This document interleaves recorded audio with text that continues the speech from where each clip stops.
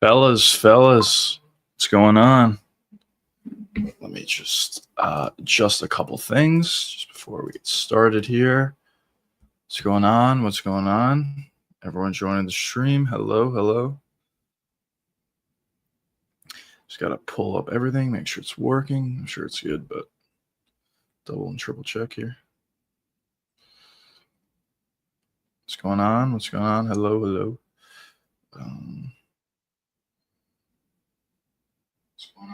All right, that's working good. Let me just set this goal quickly. There we go. Perfect. All right. What's going on, fellas? Welcome to the stream. This is a part of our essentially daily streams. Every weekday, weekends on Sundays at 2 p.m. Eastern time. But this will be the instant reaction to UFC 317. I was thinking of coming on last night, but I went a little bit late and decided just to wait until today. But yeah, really good card overall. Certainly the fight of the year. I thought pre-fight, it had a chance to be one of the best cards of the year or the best card of the year. There's not too much competition for that. But yeah, Ilia was able to find the KO on Charles Oliveira. Seemed very easy for him. I made a video on this. I talked about this in length and a lot of the live streams. I thought Topuria was going to win. I thought he'll be able to land the big shot, which he was able to, and he was able to knock out Charles. But the way he was able to do it was still very impressive. Ilia had landed one shot on that finishing sequence. That one right hand completely put Charles out. Then he landed a left hook after that. A couple of ground and pound shots, which probably were a little bit unnecessary, but still. The power of Topuria at 145 was obviously elite. He knocked out Alexander Volkanovski, who maybe didn't have the best chin in the world, but still, he knocked out Volkanovski. Then he was able to knock out Max Holloway, who obviously did have an all-time chin, and that was very impressive. But when he moved up to 155, the power was obviously there, but there were some people questioning whether or not the power would be the same at 155. Now, Charles doesn't have the best chin in the world, yes, and he does come forward a lot of the time, yes. But still, the fact that Ilia was able to knock out Charles the way he did, literally the first shot he landed clean, and he was able to completely knock out Charles. I don't think there's anybody at 155 that beats Ilia Topuria.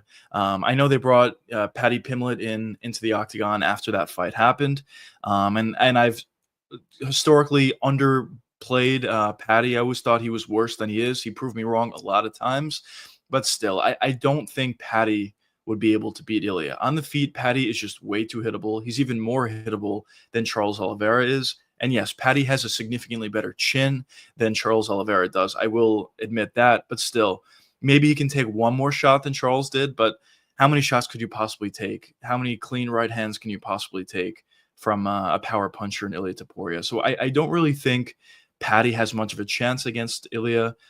Even if the fight goes down to the ground, I mean, that's Paddy's best chance for sure.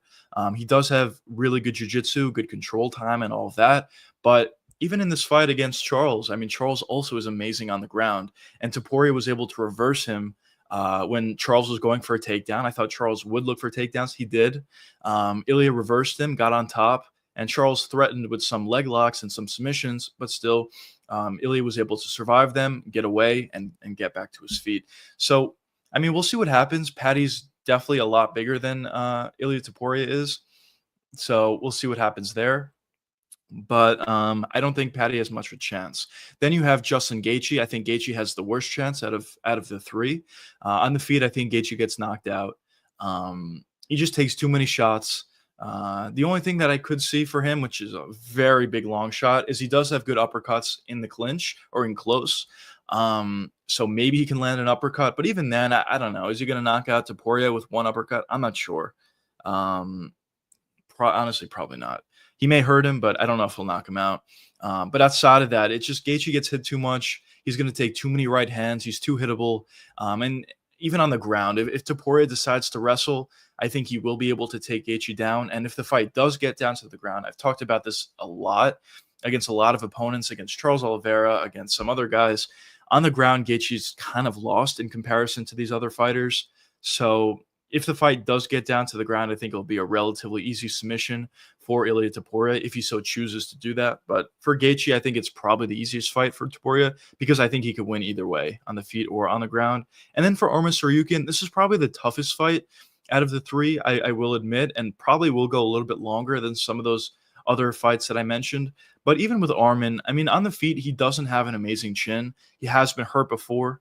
And I think, if he was hurt by significantly less power punchers than Ilia Topuria is, and obviously significantly worse. Boxers don't have necessarily the same technique, and he's been hurt on the feet. So against a guy in Ilia Topuria, I think Topuria will be able to land. And I think if he does land, he'll probably be able to find the finish on Arman. It'll be interesting to see, though, the wrestling exchanges. Can Arman take Ilia down? And if he could take him down, how does Ilia respond? Does he just stay on his back for the rest of the round? Does he reverse? Does he get back to his feet? It'll be interesting for sure. So there's interesting aspects to the Arman fight for sure. I don't think he's going to get the fight next, but there definitely are interesting aspects. But even then, I think Ilia beats him. Really, there's only two guys that I think could legitimately beat Ilia, and that's Islam at 170, which we'll see what happens if Topuria even wants to move up to 170. It's possible, I guess. It's kind of even crazy to say, but how easily he beat Charles Oliveira at a weight class above, who knows? Maybe he finishes Paddy, maybe he finishes Arman, and he decides to move up to 170 to fight Islam. Who knows?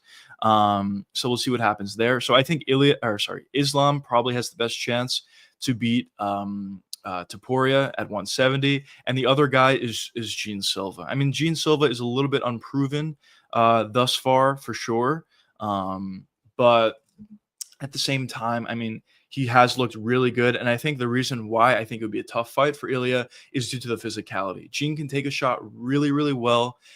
He's a very, very good striker, very technical striker, and also hits extremely hard. So I thought that could have been a fight that I'm like, I think Ilia wins. I still lean Ilia, but still, interesting. I think there's a real chance that Gene could win that fight.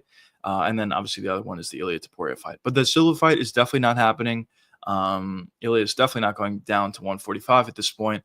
And the Islam fight, I think, is unlikely to happen at this point, although I really want to see it happen. If I'm the UFC, I give Islam $100 million, whatever it takes to get him to stay at 155 and to get him to fight Ilia Topuria, but I just don't think it's likely that that's going to happen. And if Islam wins against JDM, maybe he'll go a little bit longer, and maybe Ilia says, okay, I want to move up and fight Islam at 170. Maybe that fight happens. Still unlikely, but it's possible. But if Islam loses against JDM, I don't know. There's a possibility that if he loses against JDM, he could retire. Of course, there's a possibility he moves back down to 155. And then we see the Ilia fight that way, which would be really cool. But I don't know. I think the best chance we have to see this fight is if both of them win. Well, Ilia already won, but if Islam wins, I guess, against JDM, that's probably the best chance we get to see this fight between these two.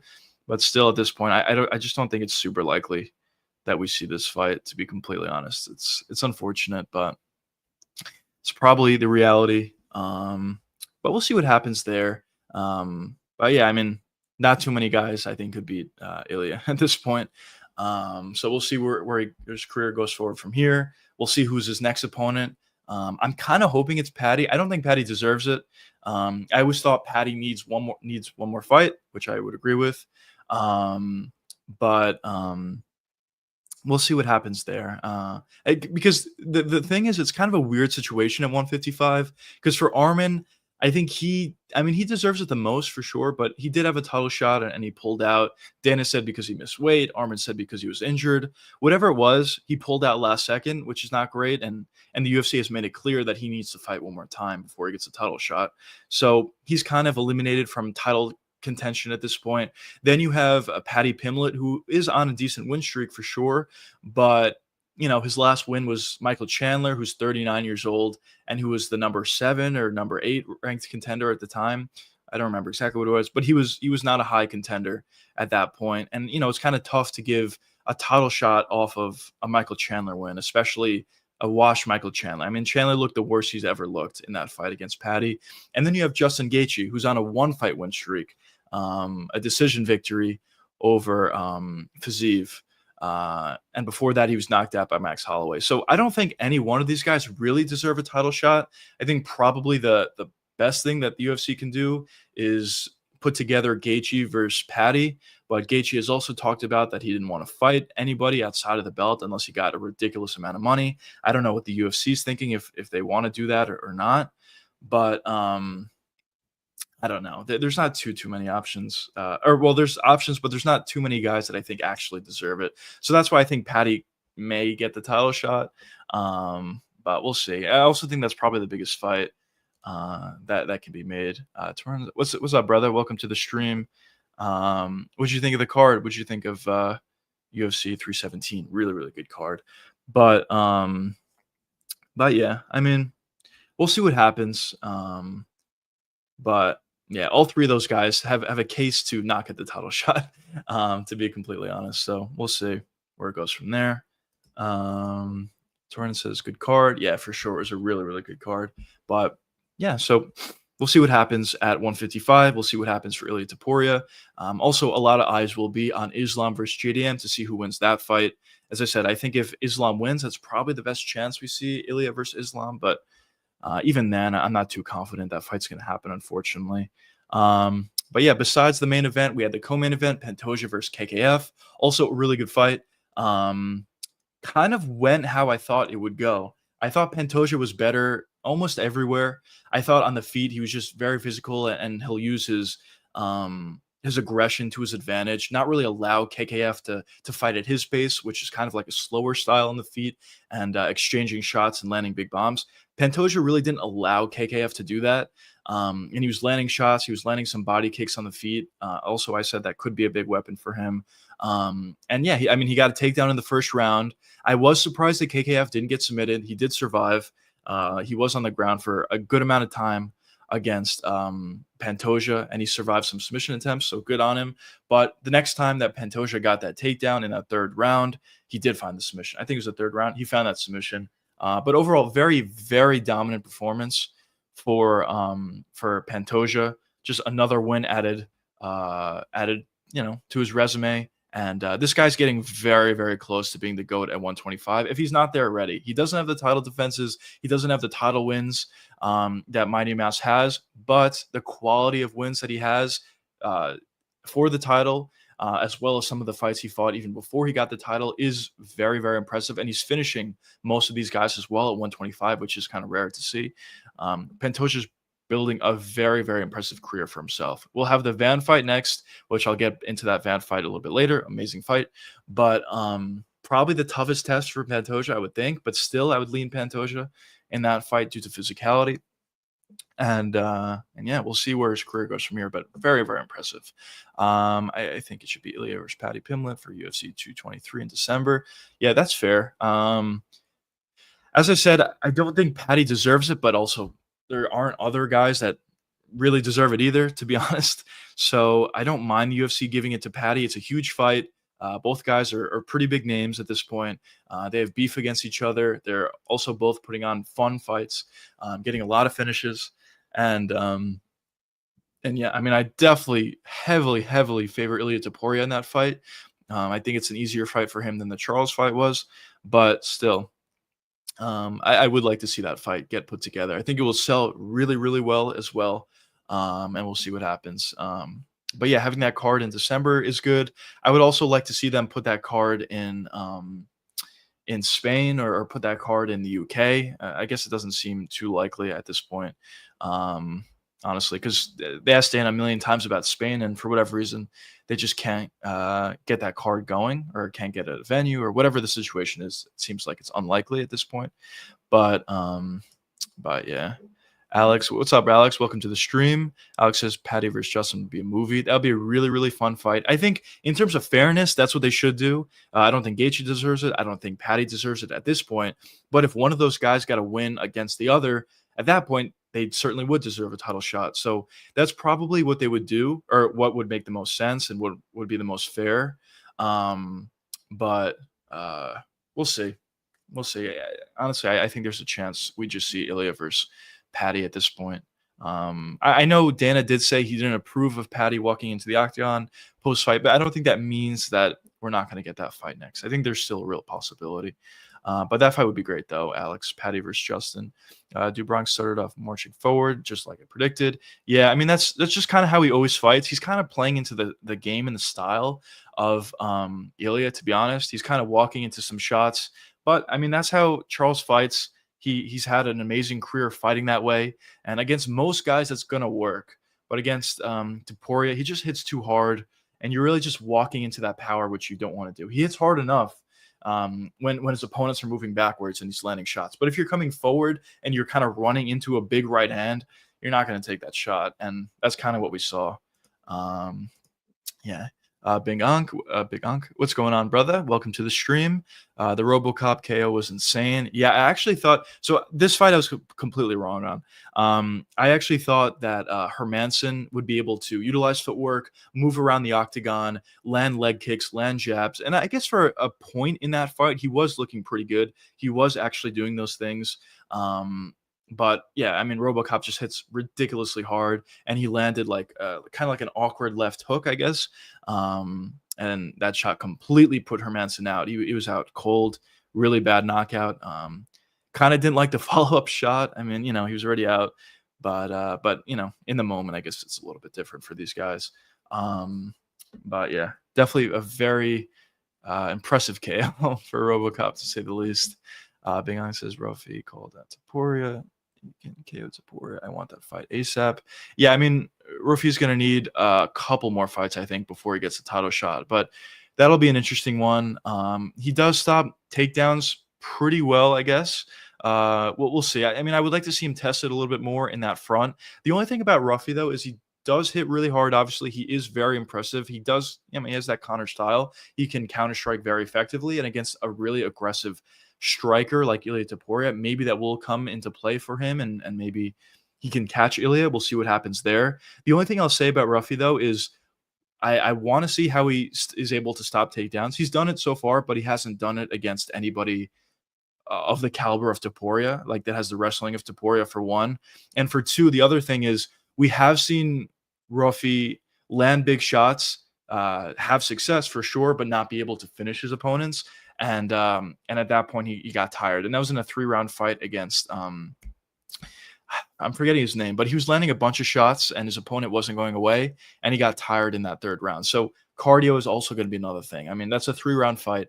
Against Topuria, it's probably going to be a higher pace, and it's going to be a 5-round fight. So the cardio definitely is something that I worry about for Ruffy, but that'll be an interesting fight down the road. I am still very high on Ruffy, and we'll see where his career goes from here. But a couple more wins, I think he would need to get a title shot. Even Dubronx was eating his punches for a brief second. Yeah, I mean, he ate a few punches early on, but when Ilia really sat down on that right hand, I mean, it was over from there. He was out on the first punch, and which is kind of crazy. I mean, listen, Ilia at 145, as I touched upon before, Ilia at 145, really, really hard puncher. Obviously, it was pretty clear that no one could take his shots, especially after he knocked out Max Holloway. But once he moved up to 155, there were some questions. I personally thought he'll still hit really hard, but there were some questions. But after putting Charles out like that, I know Charles doesn't have the greatest chin ever, but still, moving up a weight class and putting Charles out like that, like he's never been put out before. I mean, he was dropped by Justin Gaethje, he was dropped by Dustin Poirier, by Michael Chandler. All those guys hit really hard, but they weren't able to put him out the way Ilia was able to. Kind of just proves that he's probably the hardest hitter at 155 too. It's pretty crazy. We'll see what happens with his career at 155, but really, really impressive for sure. Big Eye says Gamrot versus Topuria would be interesting. It'll be interesting. I mean, the thing with Gamrot is he shoots like a million takedowns, and maybe he won't let Topuria get going. That's kind of what we saw against Peter Yan versus Merab. It's not exactly the same style, but where Merab was just shooting time in and time again and not allowing Peter Yan to get started. Maybe we could see somewhat of a similar thing. The difference, though, between that fight and this fight is Topuria has that one-shot KO power. Peter Yan hits hard, but he doesn't have, that one-punch KO power, and Topuria does. So I would definitely lean with Topuria in that fight against Gamrot. Also, the wrestling of Topuria is really good. And I think he'll be able to get back up or possibly reverse position on the ground. That'll be interesting. But unfortunately, I don't think Gamrot's going to fight Topuria. As I said, I think Topuria is probably going to fight, I don't know, like one or maybe two title defenses max at 155. Then he'll probably look to move up to 170, possibly. I think his eyes are just set on greatness, as opposed to title defenses, which title defenses, there's a lot of different ways to be great, and title defenses are a part of it. But if you're a champion at 145, 155, and then at 170, I mean, he's probably the GOAT at that point. I don't know what other guys could really do. I'm not saying that that's going to happen, but I think that's what he has his eyes set on at this point. But yeah, it would be interesting. But as I said, I guess what I was trying to say is I don't think Topuria is going to fight Gamrot at that division, unfortunately. Every pay-per-view the UFC did in December, every pay-per-view UFC did in December, it was always in. Wait, what? But yeah, I mean, December cards are usually good. Am I reading that wrong? Every pay-per-view in December, it was always in December.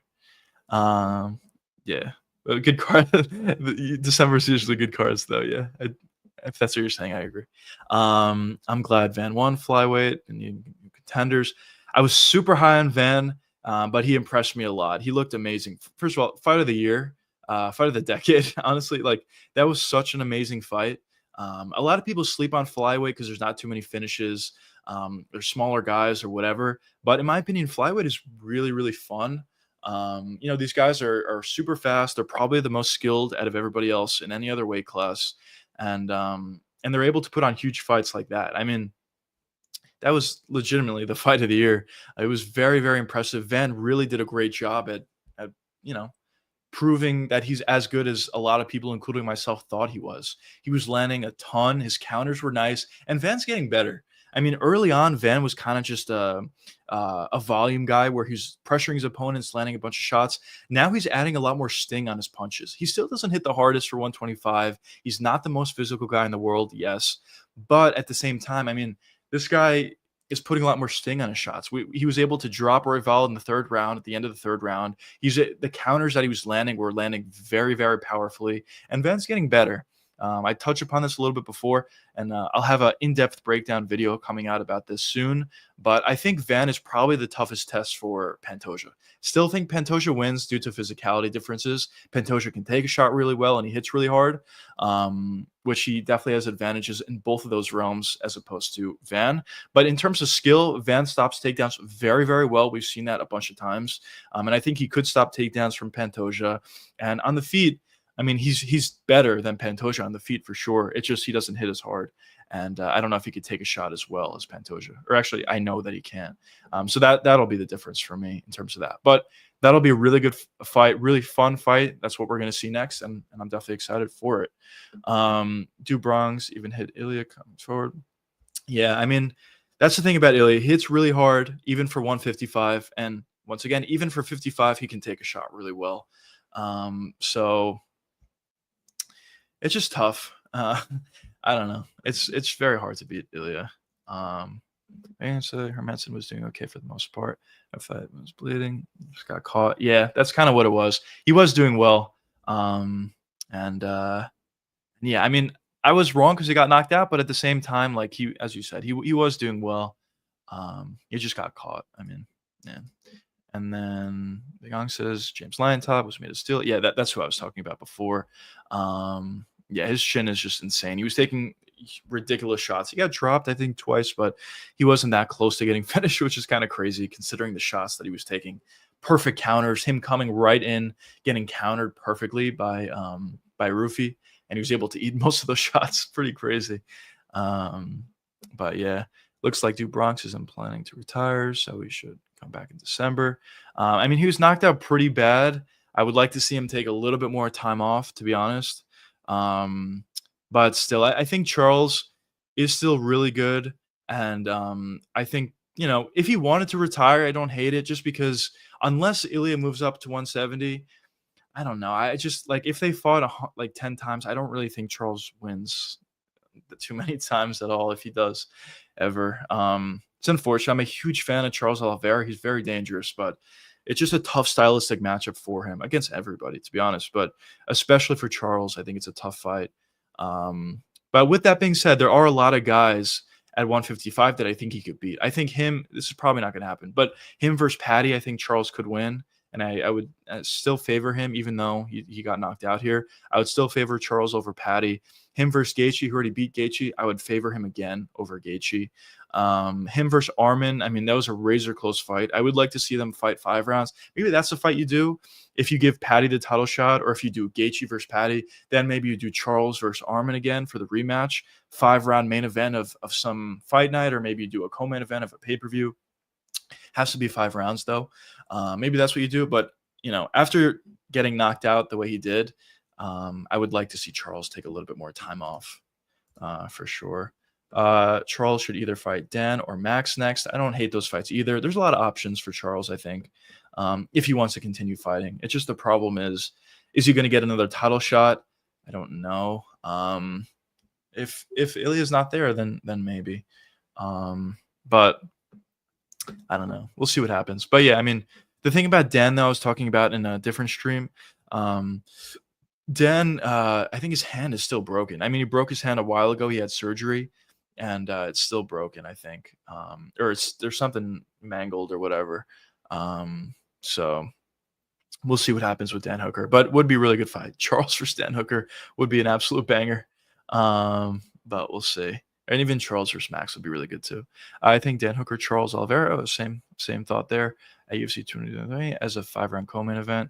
Yeah, that's fair. That's fair. That would be a really, really fun fight. And yeah, I think Charles probably should be fighting 5-rounders at this point, even if he goes up against in a non-title fight. So yeah, that'll be really interesting. Big Ung says Topuria could retire right now if he wanted to. He's already done it all already. I agree. I think he wants to be that 3-division champion. I mean, he was already talking about it. I was actually going to show you guys a video. I guess I could do it right now. But yeah, here it is. It was Topuria wants another belt. He says, I think I can get a 3rd belt.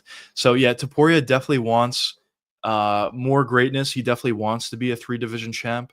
And I think he's going to go for it. If Islam's a champion at 170, I think that's great for Islam or Ilia. He really wants to beat Islam, but if he's not, I mean, I think Ilia would still move up to 170 to try to get that 3rd belt.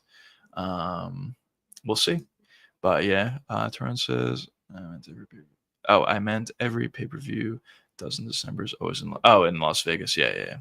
It's always in Vegas. Yeah. So if they did fight, I think you were talking about Ilia versus Patty. If Ilia versus Patty did fight in December, it would be in Vegas, of course. But yeah, I mean, I would personally want to see it in the UK or in Spain. And if that were to be the case, obviously it wouldn't be December. It would be a different time. But still, we'll see what happens there. Holloway could move up to 170, try to make a run there. That'll be, I think he'd be a little bit small for 170. But would be interesting to see, I guess. I mean, even at 155, I think he's going to stay at 155. I think there's guys he could beat at 155. It just, if Ilia's the champion, it's going to be hard for him to get another title shot, but we'll see what happens. We will see what happens. Big Ung says, with Beneil winning, do you think should either Chandler next?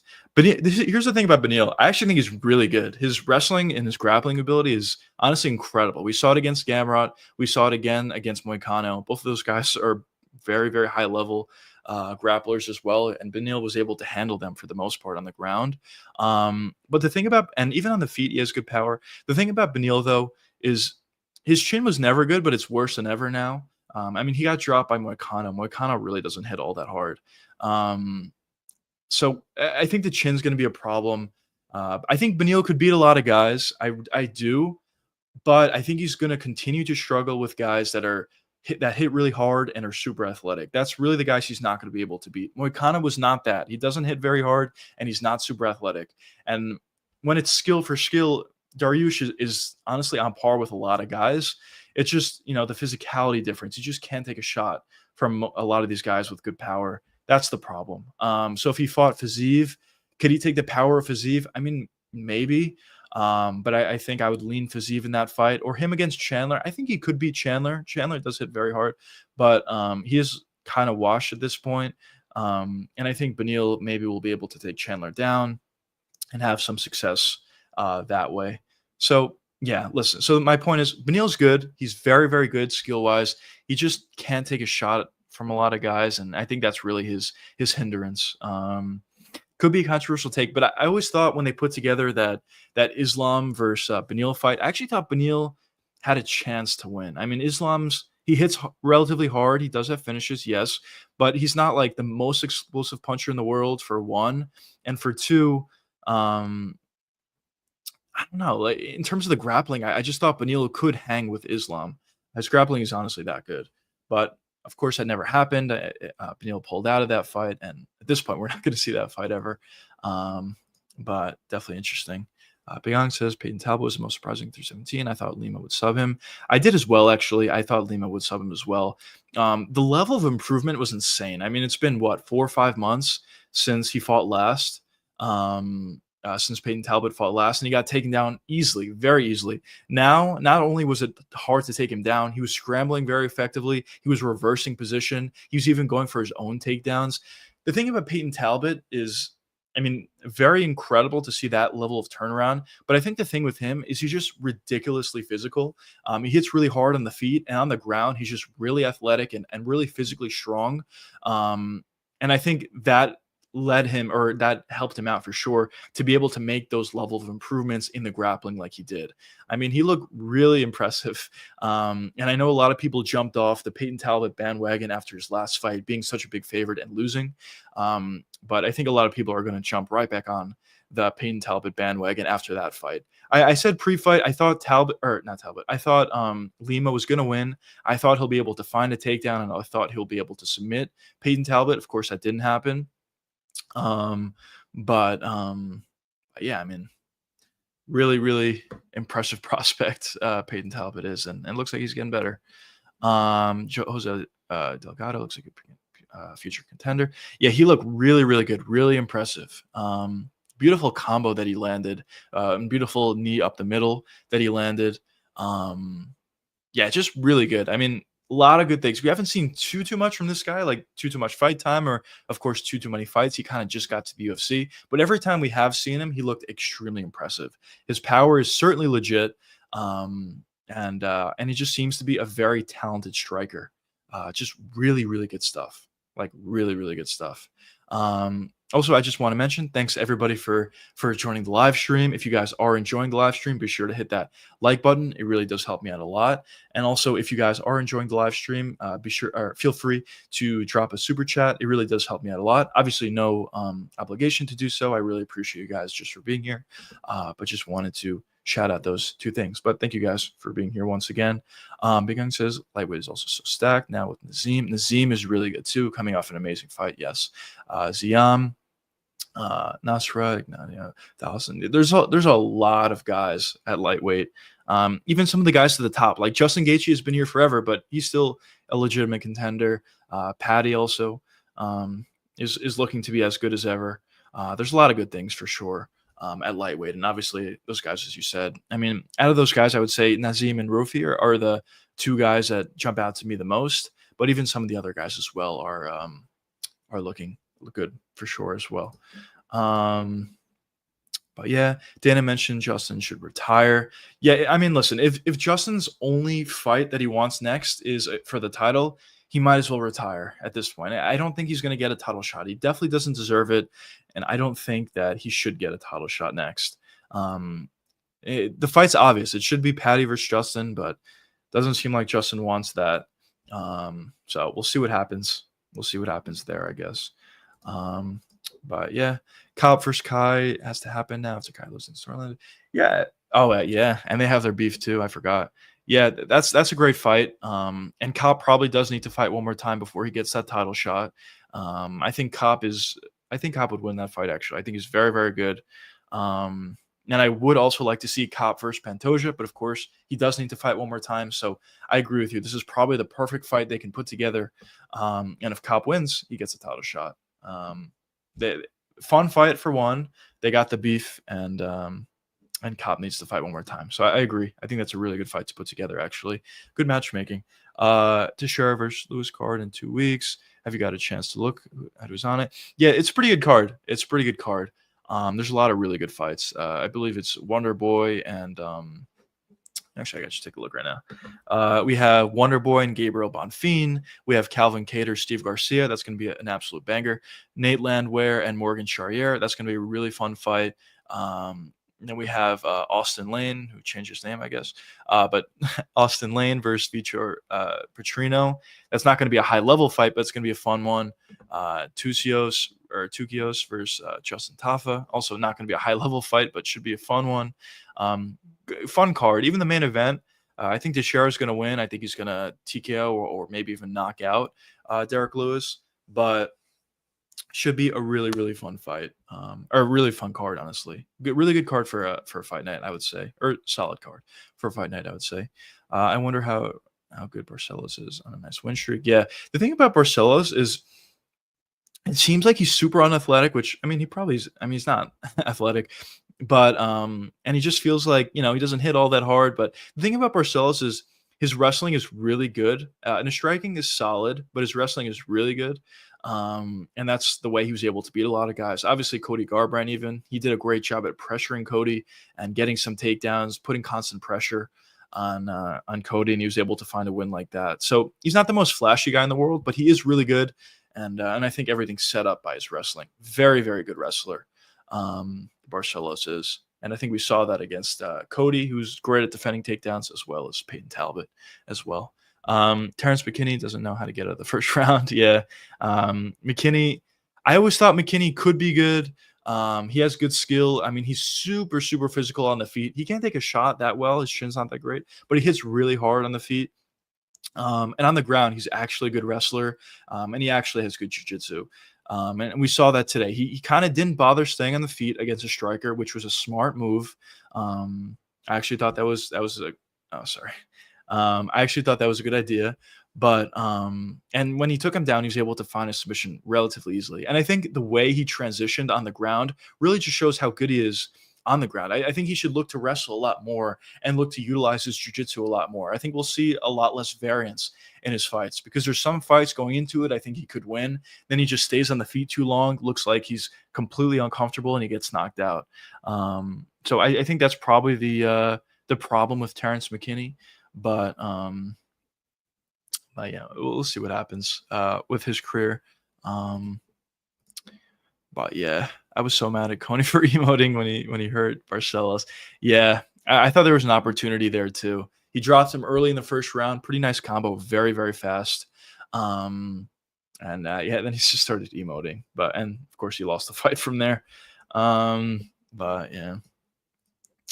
UFC 318 main card is so weird. Put Pitbull as the co-main event. Yeah, I don't know. That's a weird one, how they have it put together. Let's see the entire card of UFC 318. So the main event, obviously Max Holloway versus Dustin, is a really fun fight. Very, very, it's going to be very entertaining. In terms of how far it pushes these guys, I don't know. I mean, maybe if Dustin finished Max, theoretically, maybe the UFC will be like, all right, we'll give you a title shot. And maybe Dustin, if they give him a title shot, I'm sure Dustin would fight one more time. But I lean Max in that fight, honestly. So we'll see what happens. And if Max wins, he's not going to get a title shot off a Dustin win. Yeah, kind of weird main card, though. And yeah, we also have Paulo Costa versus Kopylov. That's kind of a fun fight. It was supposed to be on 317, but they moved it to 318. Zell Huber and Michael Johnson. I think that's a fun fight, but interesting one, I guess. Yeah, kind of just a weird card overall. Brendan Allen versus Marvin Vettori. That's a good fight, I guess. Vinicius versus Kyler Phillips. I think that's a good one. I'm very high actually on Vinicius Oliveira. I think he could be good. His physicality is really, really good. But that's an interesting one. Ferreira versus Ikram is interesting. Yeah, I don't know. Just a lot of like interesting fights on the card. I wouldn't say the card's amazing, but some solid fights on the card. And the main event, I think, is going to be really fun at the very least. Kind of like a BMF title feel. I don't know if it's for the BMF title, actually. I think it is. I think it actually is. But But yeah, it's kind of just that feel where it's, two guys that are probably not going to fight for a title, at least like anytime soon, but they're still really good and they still put on really good performances. And yeah, Kevin Holland on the prelims. Yeah, it seems like every month goes by, it's another Kevin Holland fight announcement. He fights a lot. I actually think he has a real chance at 170 to be good. He has good skill at 170. At 185, not as much, but at 170, I think he has a chance to beat a lot of guys. And I think he's taking his career a little bit more seriously now, which is definitely something good to see. If you're a fan of Kevin Holland, I got Max too. Yeah, I just think the combos that he's going to be able to put on Dustin is gonna be successful. The pressure is gonna be a big thing for Max as well. And yeah, I lean Max, but of course Dustin's a dog and can never really count him out for sure. Ikram actually pulled out. Oh, beautiful. I didn't know that actually. So all right, no Ikram on that card. That sucks. But all right. Hopefully they find a replacement. I don't know if that fight is completely off or they're looking for a replacement. But we'll see. That sucks though. Funny how Rubetsky versus Duncan and Rubovich versus Brenner on the Apex. Yeah, I agree. Pretty ridiculous, especially for Rubovich. Rubovich is super exciting. Rubovich versus Brenner, like that fight specifically, that's gonna be a really fun fight. Probably a Rubovich finish. But yeah, put that in front of a crowd. Put that on a pay-per-view card, pay-per-view prelims, or I mean, yeah, I don't think either one of them are ranked. So I don't know if you could put it on a pay-per-view main card, but that has been done before, so possibly. But that's a perfect fight for a pay-per-view main card or for a pay-per-view prelims, like featured prelim. But yeah, that would be really fun fights. But it's unfortunate. They tend to put these like low-key really good fights. Maybe not the biggest names in the world. I mean, Rubovich, I think is going to be very good. And I think he will be a name in the future. His fighting style is very, very fun. Can take a shot really well and hits really hard.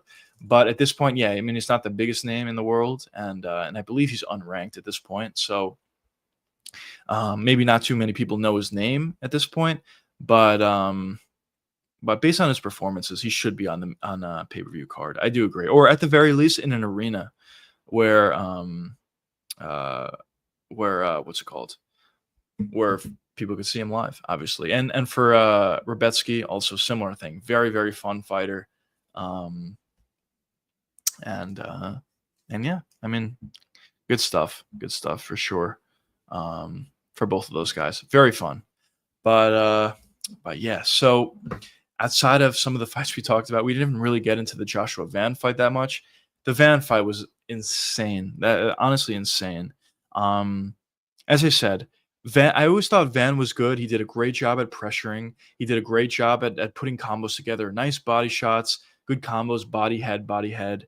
And he didn't get the most finishes on his come up for sure, but he did a great job at just putting combos together and getting very dominant decision victories. He kind of felt like one of those guys that if you're going to beat him, you have to finish him. If you don't, he does a great job at fighting his fight. And if the fight's stuck on the feet, he does a great job at, just landing combos, as I said, and getting the best of it in most of those exchanges. And even when he went up against a wrestler in Ray Suryuya, I'm probably botching that name, but still, he did a great job at stopping takedowns. So obviously he has good takedown defense as well, really good takedown defense. And he just looked really good. But I think from his last fight against Bruno, and also we saw it in this fight as well, against Royval is evolving. What he's doing differently now than he did prior is he's adding a lot more sting on his shots, and he's a little bit more of a counter striker at this point as compared to a guy who pressures his opponents and puts combos on him. Of course, he'll still be able to do that depending on the opponent, but with the ability now to be able to be on the back foot a little bit and land beautiful counters with a lot more sting on them, it's going to allow him to be a lot more successful because he's a much more complete striker at this point. And I always talked about it before, how he's not necessarily the most physical guy in the world. A lot of the shots that he lands and a lot of the combos that he lands are definitely effective, and they're definitely, making his opponents think about something. But at the end of the day, it's not enough power to finish a lot of these guys at 125. I mean, it's hard for anybody to finish anybody at 125. That's a part of the reason why Pantoja getting all these finishes is so impressive. But But still, it kind of just felt like um, that Van was even a little bit small for 125, to be completely honest. Um, but now, as I said, he's putting a lot more sting on his shots. He was able to drop Royval in the end of the third round. He was able to land a lot of big shots that, somewhat gave some reactions with Royval. I mean, listen, Van is still not going to be a super hard puncher, but he's doing a better job at countering a lot better and a lot more, as well as, putting a lot more and sitting on a lot more of his punches. And I think that's what we're seeing from Joshua Van. So definitely a really good fighter. Sorry, excuse me. Definitely a really good fighter from the beginning, and we're also seeing like a steady improvement from him. And this was a very short notice fight from his last fight, so I think now he's going to have a little bit more time off. Both him and Pantoja fought at the same time, so they're both probably going to have a little bit more time off. Van could get in the gym, work on certain things, make certain improvements, and I wouldn't be surprised whatsoever if the next time we see Van, he looks even better than he did in this fight. And as I said, I'll have an in-depth breakdown coming out about Van versus Pantoja. Definitely a very fun fight. I think it's the toughest test of Pantoja's career, possibly. I think Van is honestly that good. Um, but I think the physicality is going to be the big difference. The fact that Pantoja hits so much harder and can take a shot better than Van can, I think is going to be the difference. But still, going to be a really fun fight, really interesting fight. And regardless of what happens in that fight, I'm super high in the career of Joshua Van. He's only 23, and he's already fighting for a title, which is pretty remarkable. And as I said, I think he's only going to get better. But yeah, but then after that we had let's see. So after that, we had the Beneil fight that we touched upon a little bit before. As I said, Beneil's a really, really good fighter. The thing about him is his chin's not there, and he struggles with super athletic, super powerful guys. Moicano was not that, so it was kind of just a skill for skill kind of fight. And Beneil proved that he was more skillful than Moicano was. And I think he's going to be a lot more skillful than a lot of guys actually at 155. It's just the problem is he can't really take a shot. Really, throughout his entire career, he wasn't able to take a shot all that well, but especially now, he really can't take a shot. So I think there's going to be a lot of guys that he's probably better than, but he gets finished by just because he's not able to take a shot as well anymore. Or really, I mean, he never was, but now definitely he can't take a shot that well. Next, we touched upon this a little bit as well. Peyton Talbot versus Felipe Lima. Also a really, really impressive performance from Peyton. He was able to stop a lot of takedowns, reverse a lot of takedowns, get on top a lot of times in this fight. He was in some awkward positions. He stayed calm. He got out of those awkward positions. And Felipe is a guy who's good on the feet. He was landing good shots in the first round on the feet, actually pretty big shots. But Peyton Talbot was able to eat most of them. And on the ground, I mean, he's also a really good grappler. He has good jiu-jitsu, he has good wrestling, and Peyton Talbot was able to stop a lot of those things. So very good performance from Peyton Talbot. I think his career goes forward from here. It took a little bit of a back step in his fight versus Barcelos. He was a ridiculously huge favorite, and he lost that fight. He just couldn't stop a takedown, but he showed significant improvement on that front in this fight versus Felipe, and I think Peyton Talbot is going to have a successful career, if I had to say, especially based on that success. Then we have Jack Hermanson versus G-Rod. Also talked about this a little bit before, but Jack Hermanson was looking pretty good early. I thought he should have been the favorite. I thought he would win. I was definitely wrong on that. But early on, he was doing a solid job. He was moving a little bit. He was doing a nice job at landing some shots, at landing some leg kicks, and staying away from G-Rod for the most part. But unfortunately, he was a little bit too stationary.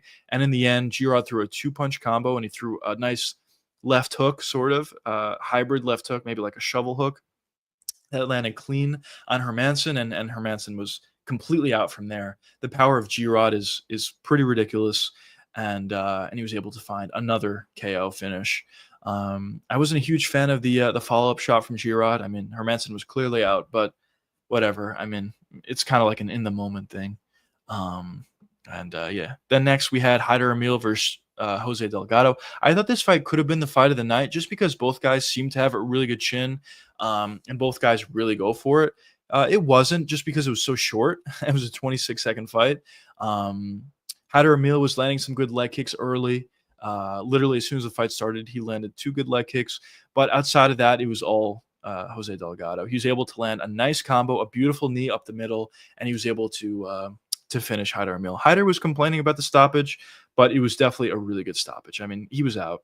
So that was a really good fight. And definitely Jose Delgado is a contender to look forward to at featherweight. I think this guy could be really good, and already at this point, he is really good. Then we had Tracy Cortez versus Aruja, kind of a relatively boring fight, to be honest. But definitely good work from Tracy, good wrestling on the feet, landed some good shots, and she was able to get the win in the end. Definitely a clear victory for Tracy. Then, as we also talked about before, Terrence McKinney was able to find a submission 55 seconds in. I thought this is a much smarter approach from Terrence McKinney as opposed to what he does a lot of times. Where he stays on the feet a little bit too much, he looks to strike a little bit too much, and he just tends to get caught when he stays on the feet for too long. But in this fight, Terrence McKinney immediately shot for a takedown, got it, showed his ability to transition very nicely on the ground from submission to submission, and eventually he was able to find a mounted guillotine there. But yeah. Big Ang says Emil beating Emil like that when he's undefeated is a very good fight. A very, very good win for sure for Delgado. I mean, Hyder Emil has an amazing chin. I mean, he's beaten a lot of guys. Of course, he's undefeated. And he was the underdog in a lot of the fights, and he was able to beat a lot of very impressive names. So Delgado not only winning, but also winning, within the first 20 seconds and finishing the way he did, putting a really nice combo together, definitely is very bullish for the career of Delgado going forward. I definitely think he's going to be very, very good. And this is a great performance for him to get everything started for sure. But yeah, who do you think had the worst performance at UFC 317? Let's see. So honestly, a lot of good performances. The worst performance in a win or worst performance just in general? Worst performance in a win, I would probably say Jacob Smith. Reason being, a lot of people thought he was going to win relatively easily. And in the beginning, he looked good. He looked super athletic. He looked really fast, probably 10 times faster than Nico. He was landing some big shots. He hurt Nico in the first round. He dropped him with a jab, I believe it was. But it just took him way too long. I think he kind of just thought he could just go all out and he'll be able to easily finish Nico, which didn't turn out to be the case. And it seemed like he gassed out himself out a little bit in that first round. Now he got a finish in the second round, but it definitely took a lot longer than people thought it would. And Nico at this point, I think he's pretty much done. So that's probably, in my opinion, the worst performance from a win, at least. But yeah, we'll see what happens there. Worst performance in a loss, I meant. Okay, worst performance in a loss. I would probably say, by the way, I didn't touch upon this. I think Alvin Hines is actually someone to look forward to at heavyweight. I think he put on a good performance for his UFC debut. Looked pretty fast, decent power, and he could take a shot really well. Anyways, just to answer your question though, worst performance in a loss. Let's see. Maybe Kai Kara, not because Pantoja's not good. He's obviously amazing. Reason why I say that though is, I mean, he didn't have any success at all in that fight. He got completely dominated from the start of the fight to the end of the fight. Very, very easy victory for Pantoja. And so yeah, I would probably say Kai Kara, but there's some other guys as well. I mean, Borashev got dominated as well, but much lower level competition. But yeah, probably KKF. But yeah, Smith KO price quick. Yeah. Yeah. We'll see. I mean, and you said you still think he's yeah, I would agree. I would probably agree. He does good things. He's super athletic. He hits really hard. He has really good wrestling. I think he just, he thought maybe he could just completely blitz Nico a similar way to like what Hamzat does and just overwhelm him and finish him quickly, which didn't turn out to be the case, and he kind of gassed himself out a little bit. But yeah, I still think he has good skill, and I think he's going to be very good. Rock, what's going on, brother? Welcome to the stream. He says, "Where are you, bro?" I'm based out of New York. But yeah, where you checking in from? Hines looked great in short notice. I watched his fights in LFA. Yeah, he looks good. The UFC better not cut him. I don't think they will, but they better not cut him. I think he's going to be very good. Very fast for heavyweight. As I said, his power is solid. I would say look pretty solid. And he doesn't have too much experience fighting. So I think with a good coach and some more experience, this guy could be pretty good, like legitimately.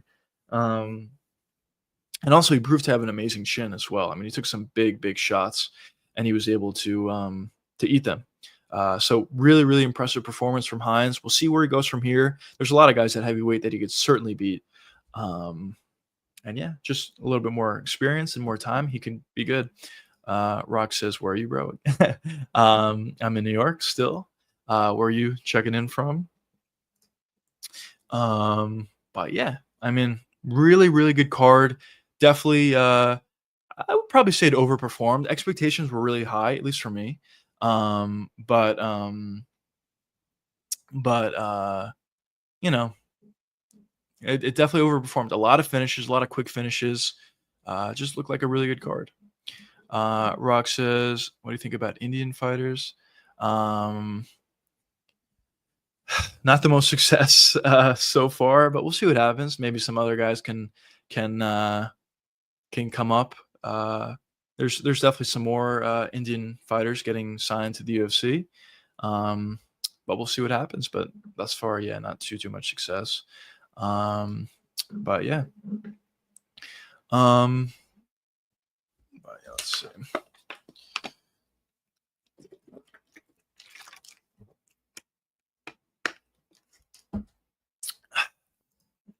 Um, but yeah, what fight did we not touch upon yet? So we talked about Terrence McKinney. Talk about Jacob Smith a little bit. So said he kind of just gassed himself out. He completely went all out to get a finish, and he did eventually in the second round. But in the first round, kind of gassed himself out a little bit. Hines versus Deans was an impressive performance for Hines, I would say. For Deans, by the way, I touched upon this before, and you know, it turned out to be a good read. I thought this fight could go the distance just because Deans doesn't really push a pace and he doesn't really go for it. And I think we kind of saw this in this fight. I mean, he landed a lot of shots. Hines had a really good chin. If he didn't have a good chin, this fight probably would have been finished um, a lot sooner for sure. But but yeah, he just doesn't go for it, Deans, on the feet. And I thought, there's a real chance that this could be a decision, and it was. Um,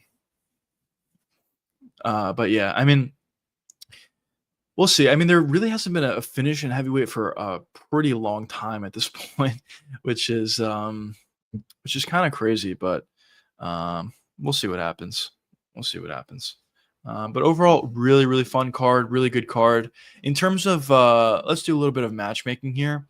So for Topuria, I would personally like to see Topuria fight Paddy next. As I said, he doesn't deserve it, but I don't think anybody else deserves it either at 155, and that's kind of a fun fight. And there's a rivalry there, there's a beef there, so I would like to see that happen. So Topuria versus Paddy. For Pantoja, obviously we already know he's going to be fighting Joshua Van. First KKF, I believe Big Ung talked about it before. I completely agree. First KKF, I would like to see him fight Kopp next, Manel Kopp. For Beneil Dariush, let's see. Let's look at the rankings. For Beneil Dariush, he can fight. Oh man, lagging a little bit here. Is the stream good? Oh man, sorry boys if it's lagging. I apologize for that. I don't know what's going on. Is it still working? All right, I think we're good. Sorry, I just want to make sure everything's working well. Okay, yeah, we're good. But yeah, so let me just close out some of these tabs. Yeah, I got to get a new computer soon. This computer does not like streaming that much. But yeah, anyways. So for Beneil Dariush, his next fight should be let's see. So Beneil is currently the number 9 ranked guy. He just beat Moicano, who's behind him. So let's say Dariush versus. I know this fight already happened. There's actually not too many fights. So maybe do Dariush versus Grant Dawson. I mean, it would be fighting back in the rankings for Dariush. So I don't know. I don't really know for Dariush actually, but maybe do him versus Grant Dawson. I just don't think you can do Dariush versus Gamrot again. I mean, Dariush dominated Gamrot. So I don't think you could do that. And obviously Dariush against any of the other guys, I also don't love. Unless you do Dariush versus Dan Hooker. I don't know. Not too sure about that one. But for Peyton Talbot, who should he fight next? A ranked fighter. I don't think he's ranked. He's not. So maybe you do him versus. I don't know. Maybe you could do him versus Montel Jackson. That'd be a fun fight. Almost kind of lean Peyton Talbot in that fight. But Montel is really good. Would certainly be the toughest test of Peyton's career. So maybe you could put that fight together. For G-Rod, let's see for G-Rod. For G-Rod, you can do, maybe a ranked fighter for him as well at this point. Maybe you could put him up against Abus, maybe. I mean, that's a fun fight. Abus versus G-Rod. That'll be fun. So yeah, I'll say that for G-Rod. For Jose Delgado, also a lot of prospects on this card. A lot of unranked fighters in this card, but unranked fighters that are really good. For Delgado, let's see. I mean, these are just like quick fights I'm putting together. If I put more thought into it, maybe I'll think of better matchups. But for Delgado, let's see. Delgado, maybe you can put him up against Onama. That'd be a really fun fight. Onama versus Delgado. That's a fun fight. So maybe you could do that. Then for Terrence McKinney, I don't know. Maybe you get a ranked guy. No, probably. Honestly, for McKinney, it's probably another unranked fighter. For him, for Jacob Smith, probably another unranked guy before he gets a ranked fighter at welterweight. Just give him a little bit more experience at the UFC level. So that's probably what I would think. And for Deans, who should Deans get? I believe he's already ranked. Yeah, he definitely is. Oh, is he not? No, he's not actually. He's actually not. So for Deans, I would I'd probably give him like Martin Budai or Kuyev, Kuniev, maybe one of those two guys. But yeah, but in terms of the rankings, I think we're going to see a lot of shifts. For Joshua Van, he's going to be the number one contender. Obviously, he's going to fight for the title next. In terms of the pound-for-pound rankings, I think we could see two changes. I think bare minimum, Ilia Topuria is going to be number 2 ranked pound-for-pound. He's currently number 3 behind Merab and Islam. So at the bare minimum, he's going to be number 2 ahead of Merab. But honestly, I think there's a chance he could be number 1 pound-for-pound after that performance, being the double champ, finishing Charles Oliveira the way he did. I mean, they have a common opponent now.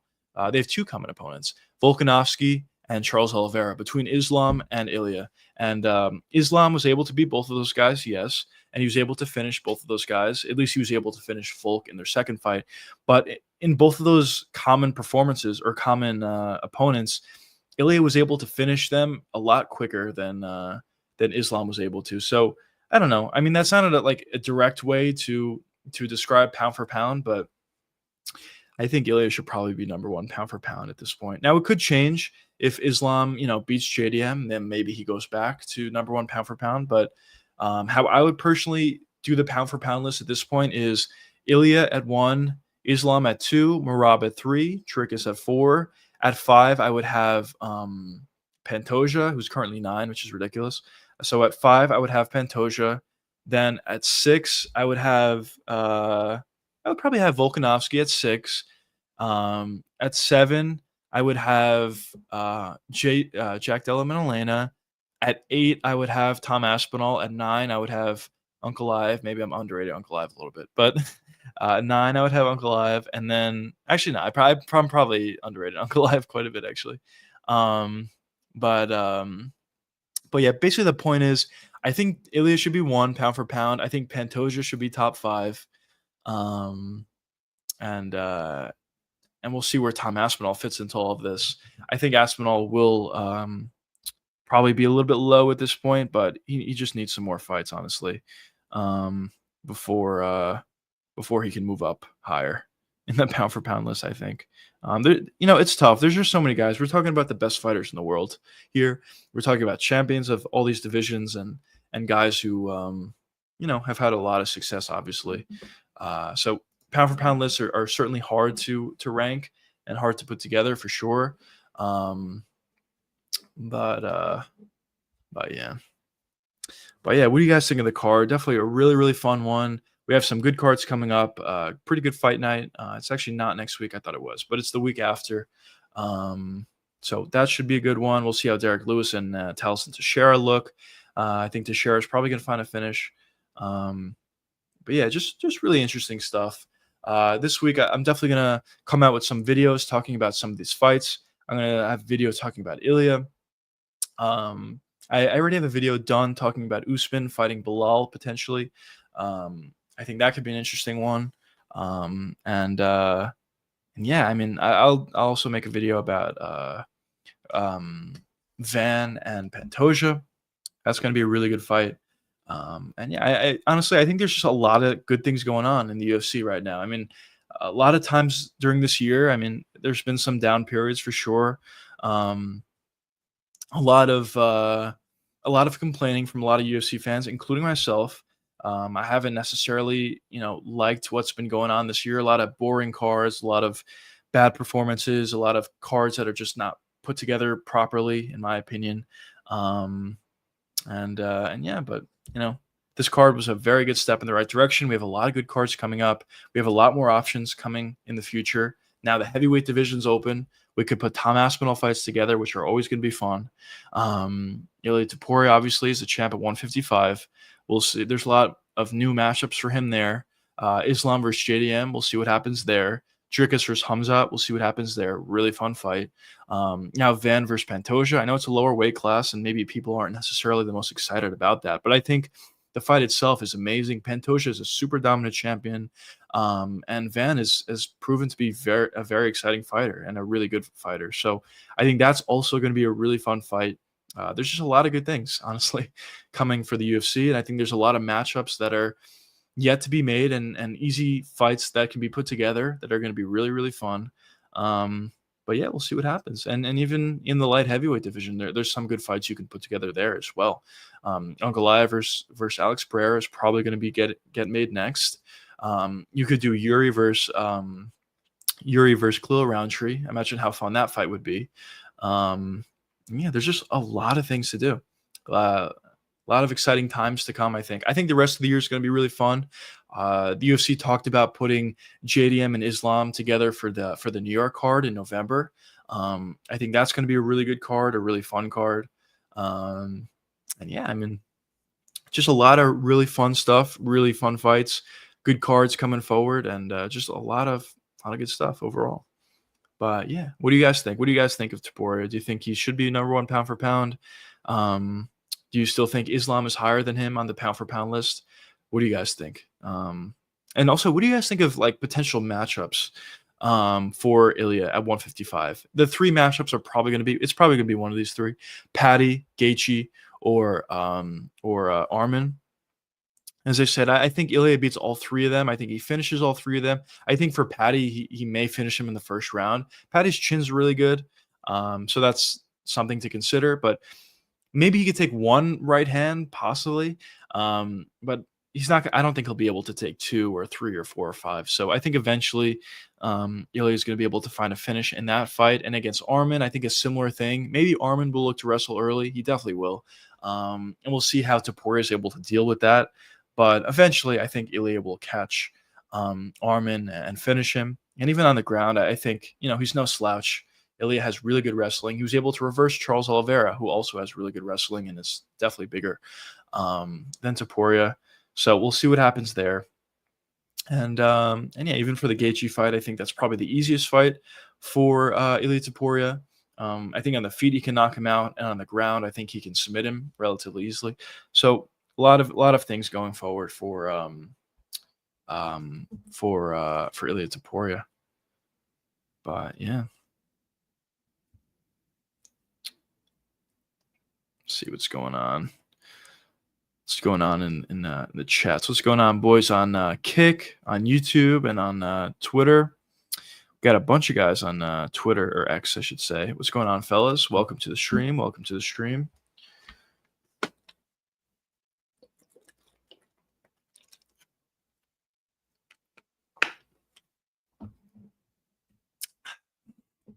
But yeah, good card.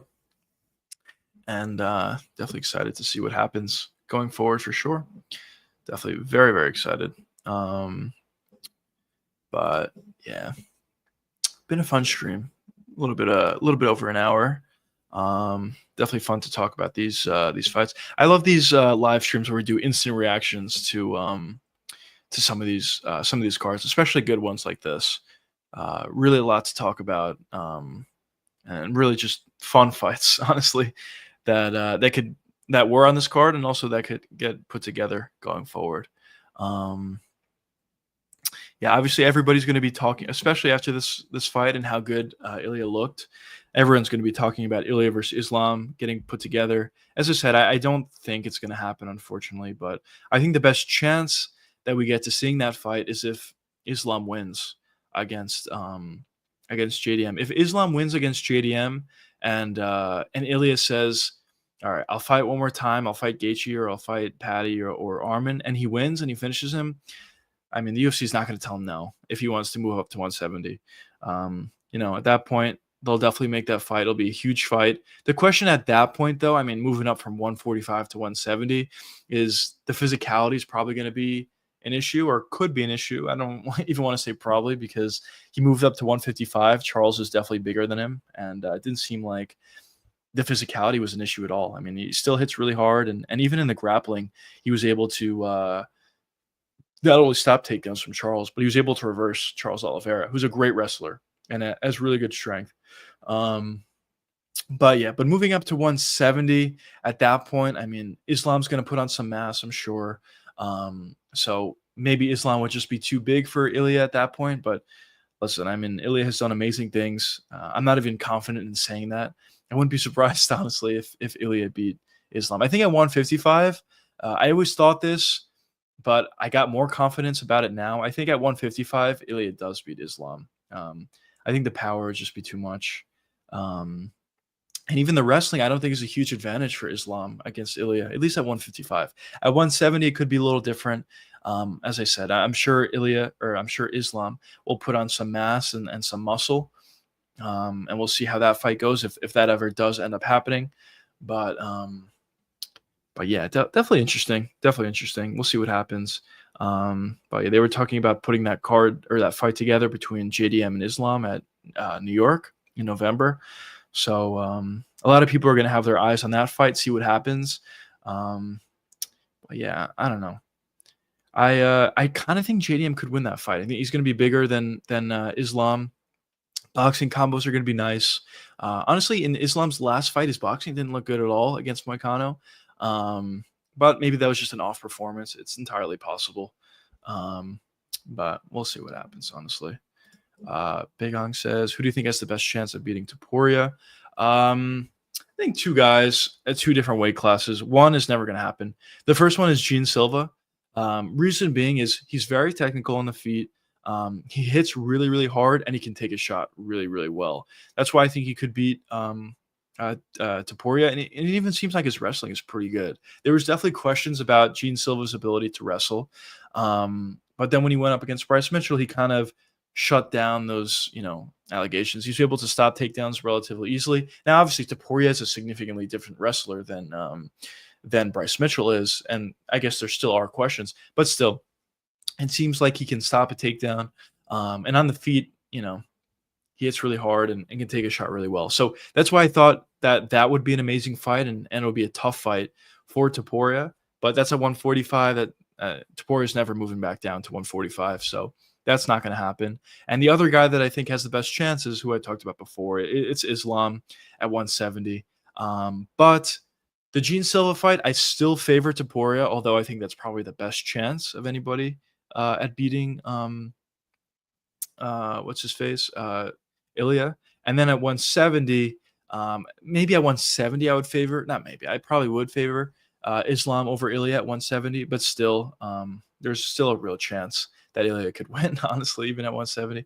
Probably one other guy, which is in your in your profile pic, is Evloev. I think Evloev could beat uh I think he could beat Ilia, but for a different reason. I don't think I mean, he doesn't hit that hard, although I think he hits harder than people give him credit for. But I think he could take a shot, and I think his wrestling's really good. And also on the feet, he stays pretty defensively sound. He doesn't get hit all that much. And I think he could avoid some of those shots. You know, beating a guy like Ilia is obviously very tough, but I think probably the style you want to beat Ilia is like a Floyd Mayweather style. If you have a great chin, great, but he hits too hard. Like, even if you have a great chin, I think he could still knock you out. He proved that with Max Holloway as well as some other guys. But a guy that can just not get hit would be, would have the best chance against Ilia. But there's really nobody like that in the UFC. So yeah, I don't know. So if I had to give three answers, Islam, Evloev, and Gene Silva. Those would be my three answers. But for Evloev and Gene Silva, that's never going to happen because Ilia is not moving back down to 145 unless one of them won the belt, which I think is very possible. I think the real chance Gene Silva wins the belt, maybe even Evloev. And if they decide to move up, then I guess maybe we could see that fight. But most likely we don't see either one of those. Big Ong says, I think Islam beats JDM. Yeah, that's fair. I mean, he's certainly going to be the favorite. The wrestling is going to be interesting to see how JDM deals with the wrestling. He was able to deal with it against Bilal, but Islam is a better wrestler, I would say, has a better shot. So it'll be interesting to see how JDM compares against Islam in the wrestling. But yeah, we'll see. I mean, I think the boxing combos could be an issue possibly for Islam, but we will see what happens in that fight. Definitely should be a good one, to say the least. Probably a very action-packed fight, I would say. Big Ong says it's insane how Evloev is not getting the title shot next. I agree. He probably should have got the title shot a few fights ago, actually. But I don't know. I guess because he doesn't get finishes, the UFC just doesn't think he's a good fighter, or at least an exciting fighter that would sell pay-per-views. But I actually think his fights are like relatively fun. Like, okay, he's not the most exciting fighter in the world, but I would say they're relatively fun. And his fight against Aljamain Sterling, I thought was really fun. The scrambles, the reversals in that fight, really fun fight. And yes, I definitely agree. Evloev definitely should get the title shot right now, but he's not. Seems like it's going to be Yair Rodriguez for whatever reason. I think that's ridiculous. But we'll see. We'll see what happens with that. I agree, though. It's ridiculous. I think the fact that Islam is better finisher than Bilal. Yeah, he's definitely a better finisher than Bilal for sure. Bilal doesn't have any finishes. Oh well, he has one technically, but whatever.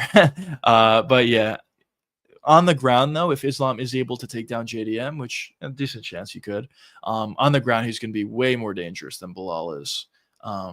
But we'll see what happens in that fight for sure. It should be a good one, though. Yair didn't even finish Pitbull and gets a title shot. Yeah.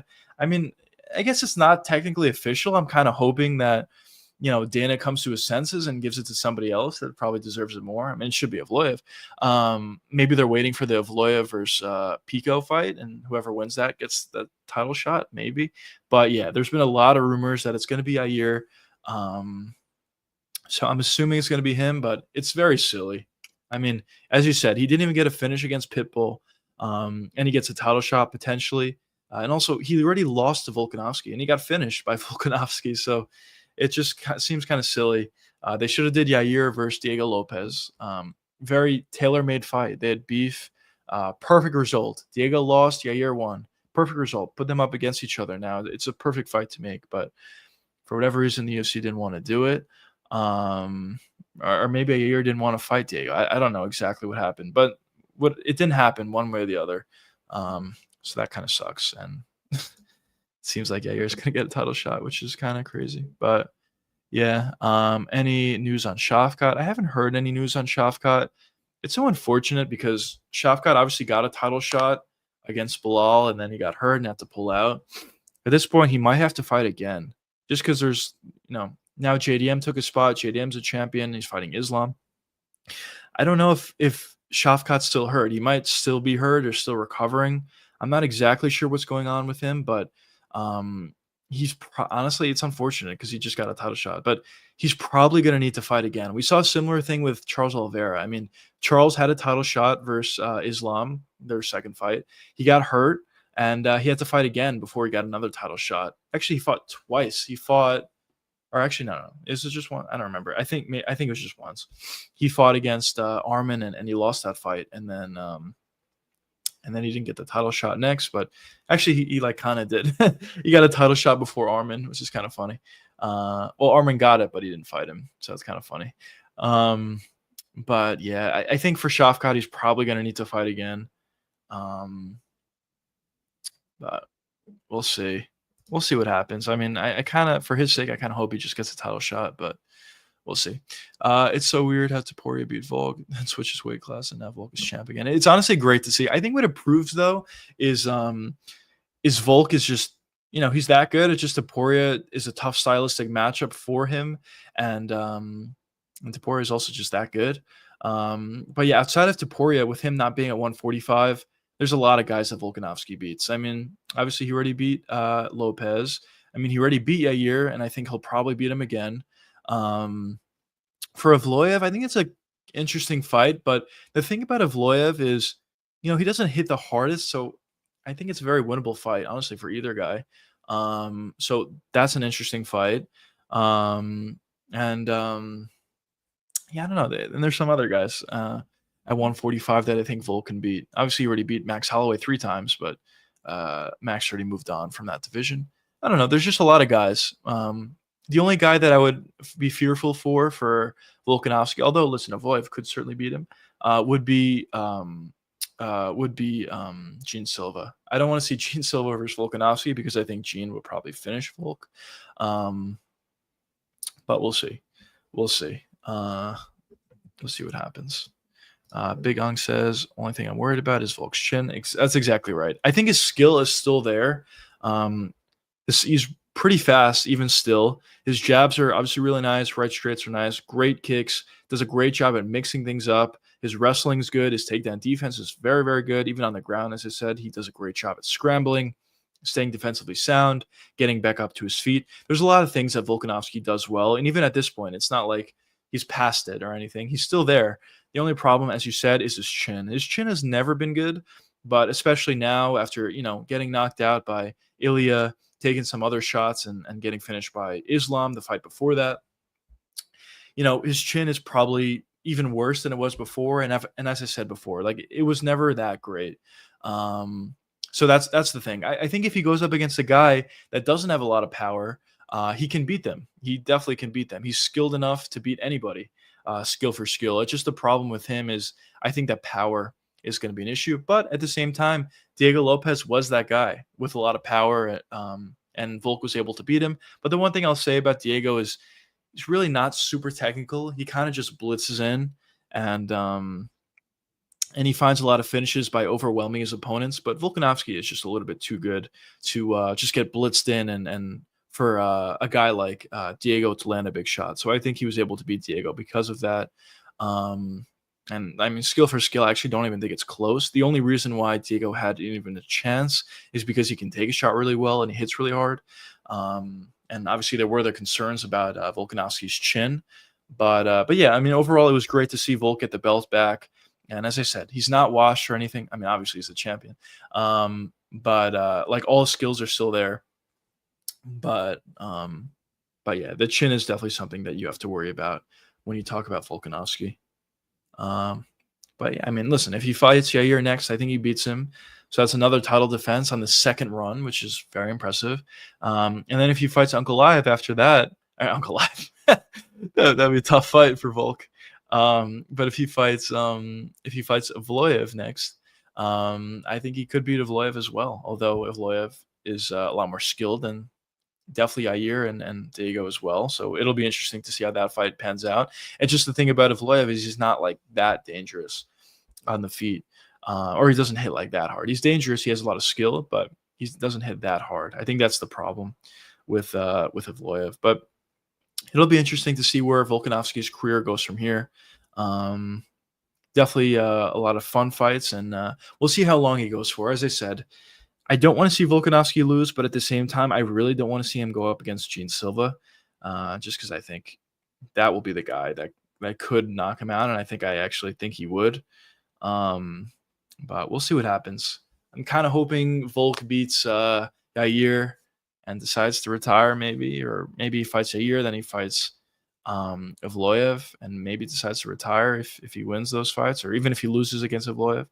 Um, but we'll see what happens. We'll see how many more fights Volkanovski has in him.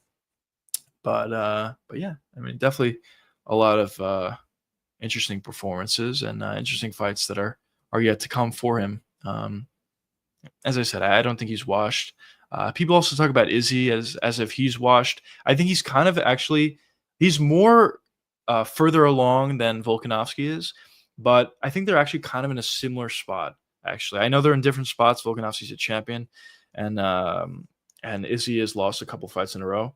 But for Izzy, I think his skill is still there. He's still pretty fast. He still has the ability to throw leg kicks nicely, and on the feet, he's still he's a very good fighter. But I don't know. I just feel that his reactions aren't the same. I guess that's the difference. The reactions between Volkanovski and Izzy are a little bit different.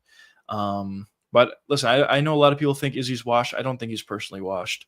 I think there's still a lot of good things that he does. He had success against Imavov, who's a legitimate contender, and it has another number one contender fight against Khalil Bahali already booked. So yeah, it's just his chin's not there, and I kind of feel the same with Volkanovski. Volkanovski, his reactions are better than Izzy's are for sure, but his chin is the thing you worry about. I guess that's a point that I was trying to make. I said it in a long way, but both of their chins are the issue, not necessarily that they're washed.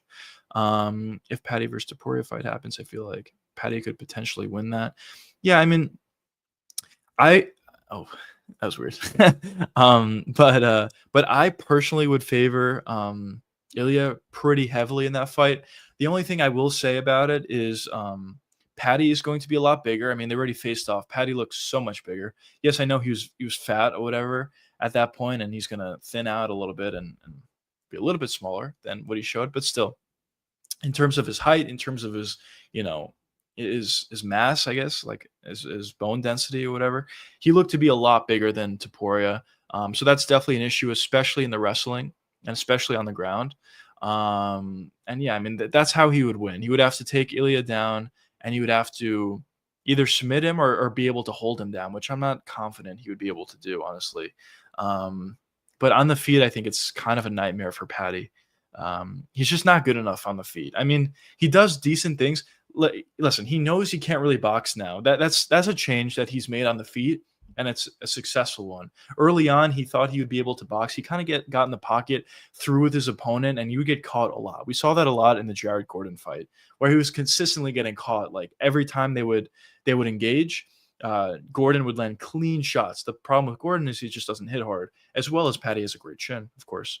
But after that fight, as his career has progressed, we see him change a lot on the feet. On the feet, he just looks to utilize footwork, skirt alongside the octagon side, and utilize leg kicks, and at times throw long shots like jabs or long right straights. He doesn't really look to get in the pocket because at this point, he kind of knows he's not good enough against a lot of guys to do that. And I think he'll probably be smart enough to not do that against Topuria. But the thing is, Topuria sometimes forces you in those situations. So it would be interesting to see how that pans out. But yeah, as I said, I definitely would heavily favor Topuria. But I mean, Paddy's going to be a lot bigger. He's probably going to have a smarter game plan than Charles Oliveira did. I can almost guarantee that. Not anything against Charles. I mean, Charles has been amazing. That sort of style has been effective against everybody, or most guys, I guess I would say, outside of Islam. But I always thought it probably wasn't the best idea to do that against Ilia. He just hits too hard, and his inside boxing is just too clean. So Yeah, we'll see what happens there. Izzy needs a tune-up fight. I probably would agree. I'm kind of curious where the motivation is for Izzy. Um, I kind of felt like after he beat Alex Pereira the second time, or in their second fight, I kind of felt like, I don't know, like how much more is left for this guy. And in some of the other fights, in his next fight against Sean Strickland, he kind of just looked like he didn't care that much. I mean, he cared, I'm sure, but it kind of just felt like the meaning wasn't the same to him as maybe some of the other fights. So I kind of question, like, you know, how much does he want to be here, or how much does he have left? And at this point, I mean, I guess I kind of see like a similar thing, but at the same time, listen, if Izzy wants to fight, he can continue to fight. He is still really good. He has to worry about his chin a little bit. Maybe look to rework some of his, you know, how he fights a little bit, and look to take some less shots for sure. But yeah, I don't know. We'll see what happens for Izzy. I still think he could win fights. I still think he can beat some guys. Um, but yeah, I mean, we'll see. We will see what happens with the career of Israel Adesanya. Um, let's see. What else we got here? What else we got? Well, yeah, pretty fun card overall though. UFC 317. That's been good. Maybe streaming for like an hour plus, an hour and a half around. It's been a good stream. Thanks for all the questions, especially Big Unk. We had Rock ask some questions prior. Turan Brown asked some questions. Alex asked some questions or in chat, and I appreciate everybody for all the questions. It really does mean a lot, and thank you guys even for just being here. I just started streaming, as I said, like a week ago or a week and a half ago, and already we're starting to build a little bit of a community here. Just talk about fights, talk within the chat. Obviously, I've seen that as well, and I don't know, it's just been a really good time just streaming, talking to you boys, and I really do appreciate all of you guys for being here. But yeah, I mean, live stream tomorrow, 8 p.m. Eastern time. We'll talk again about UFC 317. We'll talk about some other things, maybe some other news that does come about, and we'll talk, MMA with you guys. Also, we had doesn't really matter honestly, but we had a Jake Paul fight yesterday. Whatever, that doesn't really matter. Kind of silly that they put it on the same day as UFC 317. I don't think many people were watching that. Um, but yeah, I guess that's a live stream. I hope you guys enjoyed. If you guys have any last second questions, be sure to leave it in chat. I will answer your questions. But yeah, I appreciate you guys for being here. See you guys tomorrow, 8 p.m. Eastern time.